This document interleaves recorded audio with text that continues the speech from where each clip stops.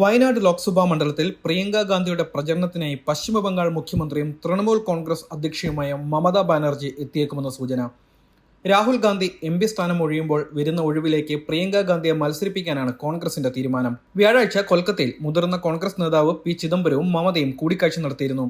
അതേസമയം മമത വയനാട്ടിലേക്ക് എത്തുന്ന കാര്യത്തെക്കുറിച്ച് കോൺഗ്രസ് ഇതുവരെ ഔദ്യോഗികമായി പ്രതികരിച്ചിട്ടില്ല.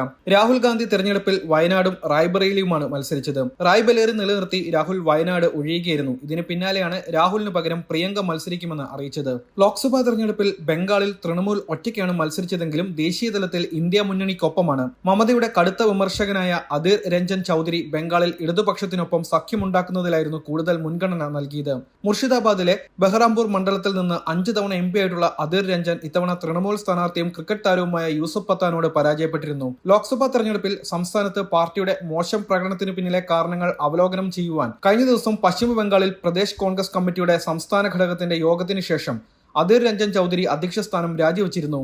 പി ചിദംബരം മമതാ ബാനർജിയുമായി 35 മിനിറ്റ് കൂടിക്കാഴ്ച നടത്തിയതിന് തൊട്ടു പിന്നാലെയായിരുന്നു അദ്ദേഹം ഇക്കാര്യം പ്രഖ്യാപിച്ചത്. എന്നാൽ രാജിയുമായി ബന്ധപ്പെട്ട കോൺഗ്രസിന്റെ ഭാഗത്തു നിന്ന് ഔദ്യോഗികമായ അറിയിപ്പ് വന്നിട്ടില്ല.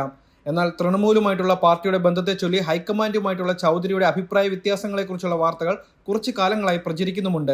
CPM നേതൃത്വത്തിലുള്ള ഇടതു മുന്നണിയുമായി തെരഞ്ഞെടുപ്പ് ധാരണയുണ്ടാക്കുന്നതിനെക്കുറിച്ചുള്ള തന്റെ കാഴ്ചപ്പാടുകളെക്കുറിച്ച് അധീർ രഞ്ജൻ ചൌധരി എപ്പോഴും വാർത്താ മാധ്യമങ്ങളോട് സംസാരിച്ചിരുന്നു. മല്ലികാർജ്ജുൻ ഖാർഗെയുമായിട്ടുള്ള അഭിപ്രായ വ്യത്യാസങ്ങൾ ലോക്സഭാ തെരഞ്ഞെടുപ്പിലും പുറത്തു വന്നതാണ്.